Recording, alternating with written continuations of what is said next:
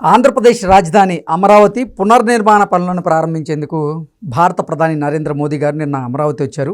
అమరావతిలో కొన్ని కార్యక్రమాలకు ఆయన శంకుస్థాపన చేశారు. ఆ తర్వాత అమరావతి సభలో ప్రధాని మోదీ గారు ఆంధ్రప్రదేశ్ ముఖ్యమంత్రి వర్యులైనటువంటి చంద్రబాబు గారిని ఉద్దేశించి ప్రసంగించారు. ఆ ప్రసంగంలో చంద్రబాబు గారిని మోదీ గారు ఆకాశానికి ఎత్తేశారు.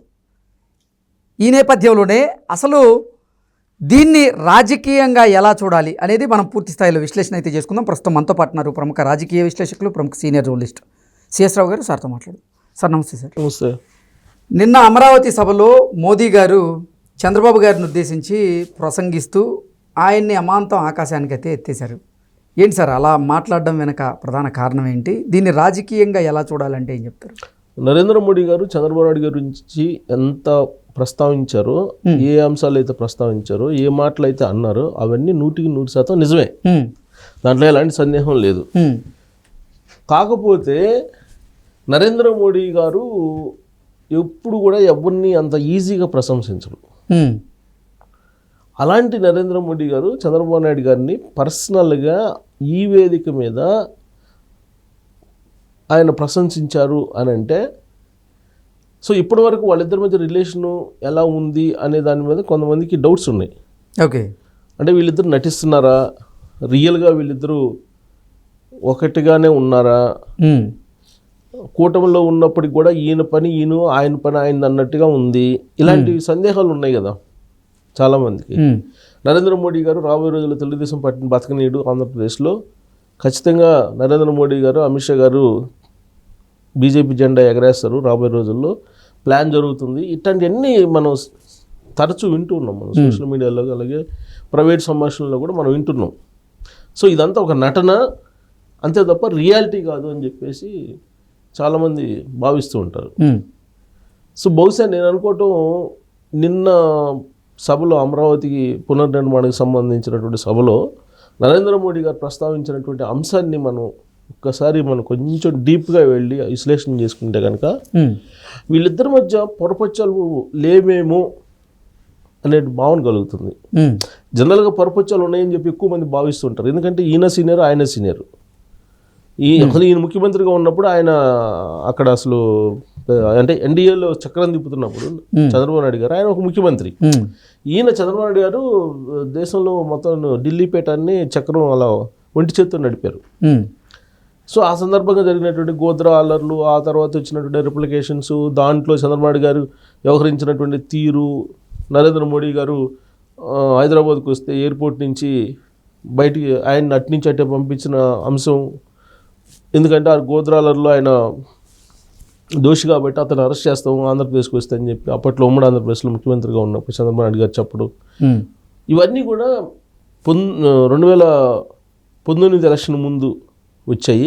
2024 ఎలక్షన్ ముందు కూడా అలయన్స్ నేపథ్యంలో కూడా ఈ ప్రస్తావనలు వచ్చాయి. అంటే వీళ్ళిద్దరి మధ్య ఒక రాజకీయపరమైనటువంటి అభిప్రాయ భేదాభిప్రాయాలు లేదా అభిప్రాయ భేదాలు, వివాదాలు అంటానికి లేదు, మళ్ళా అభిప్రాయ భేదాలు ఏదో ఉన్నాయి అని చెప్పేసి సహజంగా అందరూ అనుకుంటుంటారు. పైగా కొంతమంది ఉంటారు, అసలు చంద్రబాబు నాయుడు గారు ఒంటరిగా పోటీ చేసినట్టయితే నరేంద్ర మోడీ గారు అసలు ప్రధానమంత్రి అయ్యేవాళ్ళు కాదు.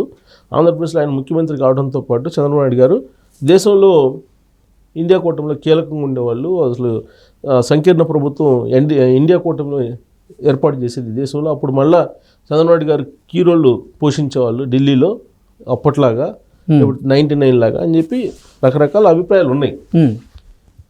అయితే ఈ నేపథ్యంలో అసలు వీళ్ళిద్దరూ ఒకరిపైన ఒకరికి నమ్మకం ఉందా, నమ్మకంగానే వెళ్తున్నారా అనేటువంటి డౌట్స్ చాలామందికి ఉన్నాయి. ఎందుకనంటే నేను రాష్ట్ర ప్రయోజనాల కోసం నేను కూటమిలో చేరానని చెప్తున్నారు. అదే కదా చెప్తుంది, నాకు ఎలాంటి రిక్వైర్మెంట్స్ లేవు కేంద్ర ప్రభుత్వంలో పదవుల విషయంలో కూడా. సెంట్రల్లో కేంద్ర మంత్రి పదవులు తీసుకునేటప్పుడు కూడా నేను అడగనని చెప్పేసి అన్నారు కదా, వాళ్ళు ఏది ఇస్తే తీసుకుంటాం అని చెప్పి, నాకు రాష్ట్రానికి సంబంధించి ఏం కావాలో అవి ఇస్తే చాలని చెప్పేసి అని అన్నారు. అంటే ఈయన ఏదైతే చెప్పారో దానికి కట్టుబడి ఉన్నారు అనేది అర్థమైపోయింది నరేంద్ర మోడీ గారికి. ఆయనకు ఉండేటువంటి సోర్స్, రకరకాలుగా సోర్స్ తీసుకుంటే, సో చంద్రబాబు నాయుడు గారికి ఇప్పుడు ఏం లేదు, ఆయన డ్రీమ్ అంతా ఆంధ్రప్రదేశ్ అనేది అర్థమైపోయింది. దాంతో ఓకే రియాలిటీకి ఆయన కూడా వచ్చి ఉండొచ్చు. వచ్చి ఆయన నిన్న సభలో ఏం చెప్పారు, అప్పట్లో ముఖ్యమంత్రిగా ఉన్నప్పుడు ఎవరు గుజరాత్కి నరేంద్ర మోడీ గారు ఆంధ్రప్రదేశ్లో ఉమ్మడి ఆంధ్రప్రదేశ్లో ఐటీని ఏ విధంగా ప్రమోట్ చేస్తున్నారు చంద్రబాబు నాయుడు గారు అనేది చూడటానికి ఒక టీముని పంపించాను, చంద్రబాబు నాయుడు గారు ఏం చేస్తున్నారో అబ్జర్వ్ చేసి నేర్చుకున్నాను నేను అని చెప్పారు. అది ప్రైమ్ మినిస్టర్ హోదాలో ఉన్నటువంటి వాళ్ళు చెప్పడం అనేది అది ఒక రకంగా తీసుకుంటే కనుక అది గొప్పగా తీసుకోవాలి. ఎందుకంటే జనరల్గా నరేంద్ర మోడీ గారు ఎలాంటి వాళ్ళు అనేది అందరికీ తెలుసు. ఎదుటి వాళ్ళని అంత ఈజీగా ప్రశంసించరు. పైగా అద్వానీ గారు లాంటి వాళ్ళని పక్కన పడేశారు. వెంకయ్యనాయుడు గారిని రాజకీయాల నుంచి అసలు లేకుండా చేశారు. సరే దానికి రకరకాల సూత్రాలు చెప్తున్నారు. సో అద్వానీ గారి విషయంలో నరేంద్ర మోడీ గారు ఏ విధంగా వ్యవహరించారు అనేది అనేక సందర్భాల్లో చర్చకు వచ్చింది. అసలు అద్వానీ గారు ఏమన్నారు, ఫస్ట్ 2014లో ప్రైమ్ మినిస్టర్ అభ్యర్థిగా నరేంద్ర మోడీ గారిని ఎంపిక చేస్తూ బీజేపీ పార్లమెంటరీ బోర్డు నిర్ణయం తీసుకున్నప్పుడు ఆయన అన్న వ్యాఖ్య ఏంటి, అప్రకటిత ఎమర్జెన్సీ వస్తుంది అతనికి ఇస్తే అని చెప్పి ఆయన అభ్యర్థిత్వాన్ని వ్యతిరేకించాడు అద్వానీ గారు అప్పట్లో 2014 ఎన్నికలకు ముందు. అది లాస్ట్కి ఇప్పుడు అద్వానీ గారు అసలు ఏమీ లేకుండా పోయారు కదా ఇప్పుడు. అంటే నరేంద్ర మోడీ గారు కొన్ని డయాసుల్లో చూస్తుంటాం, నమస్కారం పెట్టేది కూడా కొంతమందికి పెట్టకుండా వెళ్ళిపోతున్నారు అనేది విన్నాం. అంటే ఆ టైప్ ఆఫ్ మైండ్ సెట్ ఉన్నటువంటి లీడరు చంద్రబాబు నాయుడు గారిని ప్రశంసించారు అని అంటే అది చంద్రబాబు నాయుడు గారికి గొప్పతనం. ప్లస్ ఉన్నటువంటి విషయాన్ని ట్రాన్స్పరెంట్గా చెప్పడం అనేది నరేంద్ర మోడీ గారి యొక్క గొప్పతనం. అయితే ఇక్కడ ఏంటంటే ఈ వ్యాఖ్యలు చేసినందువల్ల ఏంటంటే ఏదైనా చిన్న చిన్న పొరపచ్చాలు ఇప్పుడు దాకా మనం చెప్పుకున్నాం కదా వాళ్ళిద్దరి మధ్య ఏదో ఉందని, ఆ పొరపచ్చాలకి ప్యాచ్ లేకుండా ఇద్దరు పరస్పరం చాలా అవగాహనతో ఉన్నారు అనేటువంటి అభిప్రాయానికి రావడానికి ఈ వ్యాఖ్యలు మనం ఉదాహరణగా తీసుకోవచ్చు. ఎందుకంటే ఆ వ్యాఖ్యల్లో ఆంతర్యం రకరకాలుగా తీసుకుంటున్నారు. ఇప్పుడు నిన్న అమరావతి పునర్నిర్మాణ సభలను చూస్తే హైలైట్ పాయింట్స్ చెప్పుకుంటే చంద్రబాబు గారిని ప్రశంసించడం అనేది ఒక పెద్ద మంచి హైలైట్ పాయింట్. రెండేంటంటే పవన్ కళ్యాణ్ గారికి చాక్లెట్ ఇవ్వటం. మూడేంటంటే లోకేష్ గారిని ఎన్నిసార్లు చెప్పాలి, నీకు చాలాసార్లు చెప్పాను కదా, నువ్వు వచ్చి ఫ్యామిలీతోటి ఢిల్లీకి వచ్చి అనేది మూడో పాయింట్. సో ఈ మూడు హైలైట్ పాయింట్ ఇప్పుడు ఎప్పుడైనా ఒక సభ జరిగినప్పుడు హైలైట్ పాయింట్స్ ఏంటి అని చెప్పి రాస్తుంటారు పేపర్లో కూడా. సో ఈ హైలైట్ పాయింట్స్ ఏంటి అనే దాంట్లో అని అంటే ఇదే హైలైట్ పాయింట్ చెప్పాలి. అరగంట పాటు హెలికాప్టర్ ఆగిపోయింది, ఇది ఒక హైలైట్ పాయింట్. సో అంతకుమించి ఆయన ప్రసంగంలో ఒక స్పీచ్ ఇచ్చారు నరేంద్ర మోడీ గారు. ఆ స్పీచ్లో జనరల్గా ఆయన మొదటి నుంచి బీజేపీ స్టాండు ఆంధ్రప్రదేశ్కి ఒకే రాజధాని, ఏకైక రాజధాని, అది అమరావతి అని చెప్తున్నారు. దానికి అన్ని రకాలుగా సపోర్ట్ చేస్తామంటున్నారు. అలాగే ఇప్పటికే శాంక్షన్ అయినటువంటి పనులకు సంబంధించినటువంటి వాటికి ప్రారంభోత్సవాలు రాబోయే రోజుల్లో ప్రారంభమయ్యేటువంటి వాటికి శ్రీకారం చుట్టాలి. ఇవన్నీ సహజంగా జరిగేటువంటివే. హైలైట్ పాయింట్ చెప్పుకోవాలంటే ఇవే. సో చంద్రబాబు నాయుడు గారిని ఎందుకు అంత ప్రశంసించారు అని అంటే ఖచ్చితంగా మా ఇద్దరి మధ్య ఒక బాండింగ్ ఉంది అని చెప్పి చెప్పడం.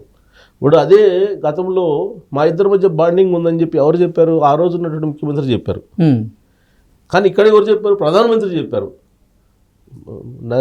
చంద్రబాబు నాయుడు గారి పరిపాలన చూసి నేను నేర్చుకున్నాను, ఆయన విజన్ని నేను అబ్జర్వ్ చేస్తూ నేను పరిపాలన సాగించాను అని చెప్పారు అని అంటే ఇంకా అంతకన్నా చంద్రబాబు నాయుడు గారికి గొప్ప ప్రశంస ఏముంటుంది అసలు. ఆయన జన్మధన్యమే అయిపోయిందని చెప్పాలి ఒక రకంగా చెప్పాలంటే. నరేంద్ర మోడీ గారి నోటి నుంచి ప్రశంసించడం అని అంటే జన్మధన్యం అయిపోయిందని చెప్పుకోవచ్చు. అలాగే ఆయన విజన్ కూడా అలానే ఉంది కదా. ఇప్పుడు ఆయన్ని ద్వేషించినటువంటి కేసీఆర్ లాంటి వాళ్ళు కూడా చంద్రబాబు నాయుడు గారు చేసినటువంటి వాటిని మేము కంటిన్యూ చేసామని చెప్తున్నారు కదా ఇవాళ. సో కాబట్టి చంద్రబాబు నాయుడు గారు చేసిన దాన్ని ట్రాన్స్పరెంట్గా ఆయన చెప్పారు. ఆ ప్రైమ్ మినిస్టర్ హోదాలో చెప్పడం అనేది గొప్పతనం. వీళ్ళిద్దరి మధ్య ఉన్నటువంటి కొంత గ్యాప్ ఏదైతే ఉందో అది సర్దుకుంటుంది. అంటే దాని మీద ఎవరికి అపనమ్మకం అవసరం లేదు, బాండింగ్ చాలా స్ట్రాంగ్ ఉందని చెప్పి అనుకోవడానికి ఆ వ్యాఖ్యలు ఉపయోగపడతాయని చెప్పి అనుకోవచ్చు. Okay sir, thank you so much. Thank you.